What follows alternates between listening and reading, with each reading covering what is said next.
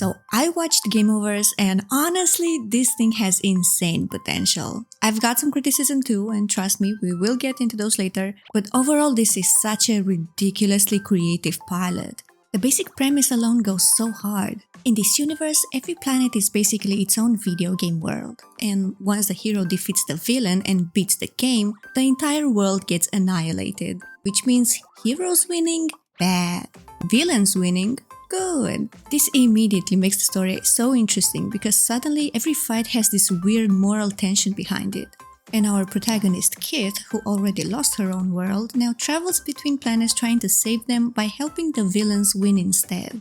Meanwhile, Syntax, this mysterious organization with a sick-ass ship design by the way, supports the heroes because destroying the worlds lets them absorb their energy and potentially rewrite the rules of the universe entirely. And that's where the show immediately becomes more than just save the world, because technically, Syntax might actually be right in the long run. Destroying individual worlds now to save everyone later, it's such a morally messy idea, and I love when stories actually lean into that gray area instead of giving us obvious good guys and bad guys. And I really hope the show is already setting Kit up for some horrible realization later, like maybe letting worlds die is the right choice. Honestly, I hope it gets there because this setup is way too good not to explore this kind of dilemma. And what adds to the morally gray area is that Warwick, the leader of Syntax, seems to be haunted by losing his own world too. My theory right now is that he was probably the villain of his game, while Dusk, Kit's boss, was likely the hero, which means that they survived the exact same tragedy but came out of it with completely opposite ideas of justice. Now let's talk a bit about the world building. The fact that every episode can literally become a different game genre is such a massive advantage creatively. Like we could have horror worlds, kart racers, dating sims, rhythm games,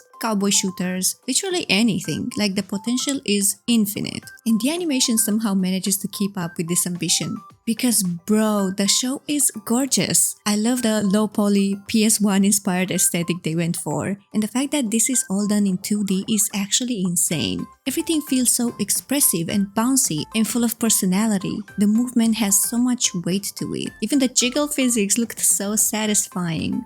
But what really sold me on this pilot wasn't just the visuals, it was actually the writing. Specifically, how good Gameoverse is at show don't tell. Instead of dumping exposition about what happens if someone interferes with a game story, the pilot literally shows us what happens. The world is freezing and reality tries to eliminate Kit and her crew because they interfered. That's such a smart way to establish stakes naturally, and the pilot keeps doing this over and over again. Tiny details quietly recontextualize scenes later if you're actually paying attention. Like Caboodle wanting to punch the seagull but physically not being able to. Then he casually says that he totally destroyed the bird outside the game, before immediately looking around nervously like reality itself might punish him for saying that. That reaction says so much without outright explaining anything. You just have to pay attention and connect it later to what's gonna happen. And there are many more examples of show don't tell. I actually love that Gameoverse trusts the audience to connect the dots themselves. And the same subtle writing also carries over into Kit's characterization, because she's compassionate and clearly dealing with survivor's guilt, but she is also kinda arrogant at times. She instantly dismisses Gobbles, she refuses to believe that Flappers could possibly be the hero, and she's overconfident. But the reason it works is because she realizes she's wrong very quickly. And that makes her flaws feel human and deeply relatable. But her overconfidence kinda makes her lose the fight in the end, and honestly, I'm really glad that the pilot ends in failure. They don't actually save the world, which was the right choice narratively, because now we can understand the stakes. We see how a world annihilation looks like, and the whole situation instantly tells us that Kit's crew still has a lot to learn before they can actually save anyone. Now onto the voice acting and dialogue, because wow, the performances in this pilot are genuinely fantastic. Not just Schlatt, I'm talking about everyone. Kit's VA especially absolutely killed it. I loved her voice. And did you know Misinformation's VA also voiced the Uzi from Murder Drones? But anyway, the dialogue feels so natural, and the jokes actually land in my opinion. The emotional moments also land really well, and I appreciate that the swearing is used sparingly.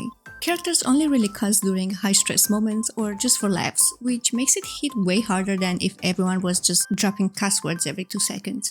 The fight choreography was super fun too, especially the whole sequence with Mayhem eating Malice. I was like, what the hell is happening? And then the reveal that they actually merged together made so much sense, but was so shocking. It caught me off guard completely, in the best way. The villain moments, in my opinion, were the best. And speaking of villains, the characters who actually stole the show for me were Fold and Misinformation. I'm sorry, like, I already shipped them. I'm weak like that. But their dynamic is so good. Like, the chemistry, the constant bickering, the energy. The way they literally fell over each other at one point, you think I didn't notice that? I'm on to you, Gameoverse, you want me to ship them. And I got so excited because I actually found myself more invested in the villains than the heroes during parts of the pilot. Mostly because while Kit and her crew spend a lot of time wandering around trying to identify the hero and find Caboodle, Fold and Misinformation are actively driving the story forward. They're manipulating events and helping Flappers progress. So naturally, I got way more attached to them during those scenes.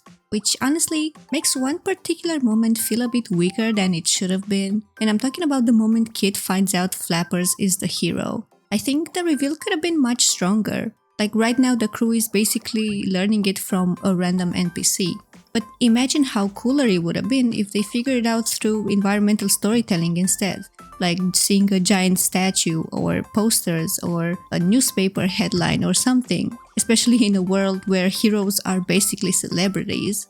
And after they finally figure it out, Kit is like, don't let him out of your sight. Girl, bro is already off completing missions with Fold and Misinformation. Like they were so behind and underprepared.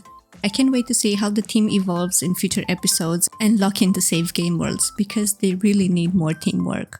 Now let's talk about literally my one and only criticism, the female characters' design. Because compared to the male cast, they genuinely feel less imaginative. And no, before anyone gets mad, I'm not saying that women are too attractive. Like, if you're mad about that, get over yourself, okay? I personally love the fan service. I loved seeing Kit in all of her fits, and fan art will be made soon enough, rest assured. Give me more fan service. That's not the problem though. The thing is that the male characters get way more visual experimentation. You've got Paperman, robots, dinosaur dude, buff dolphins, Frankenstein demon lord. Meanwhile, most of the important women just have Pixar mom syndrome, like human faces, big boobs, wide hips. Nothing wrong with that, of course. It just gets old when you copy and paste it. Like there are so many body types that they could have used. And it's not only Kit and Misinformation, it's also Malice and other female villains that have the same body type too. And that actually sucks because the men actually feel like they come from wildly different worlds. Meanwhile, the women feel like they're humans cosplaying those worlds. Character design is such a huge part of animation storytelling, like silhouettes, proportion, visual motifs, and all of that tells us who the characters are even before they speak. But with some of these female designs, I don't really learn as much as I could have. And the one woman with a truly unique design is Crab Girl, the garbage disposal lady who eats metal scraps. And they made her kinda dumb too, like, come on, I know it's supposed to be funny, but when most female characters already look visually safe, it makes the imbalance stand out even more. And honestly, I'm kinda sad that only the girls get cosmetic attention too. Kit and Misinformation get skins and outfit changes and visual fan service, but I would have liked to see everyone get world-themed redesigns. Why stop at women? When only girls get treated this way, it starts feeling less like a natural part of the world and more like they're being framed differently from the rest of the cast. Like, give me Fold drawing a Hawaiian shirt on himself. Give me Gobbles with a beach umbrella or some beach shorts or something. Like, let the men serve too. Equal opportunity fan service, please. I'm doing a petition. Outside of this criticism though, I genuinely love this pilot. The animation and designs are incredible, the writing is smart and rewards the viewers for paying attention without overwhelming them, the moral dilemmas are juicy, and the potential for future episodes is massive. For me, this pilot is an easy 9 out of 10. The creativity alone carries it so hard. I need episode 2. And I need it now. And I hope it's the cowboy world. Please be the cowboy world. Anyway, if you made it this far, thank you so much for watching. Please let me know what you think about Gameoverse. Do not call me a gooner for liking fan service, please. Drop a like if you like this video. And yeah, I hope you have a great rest of the day. Bye!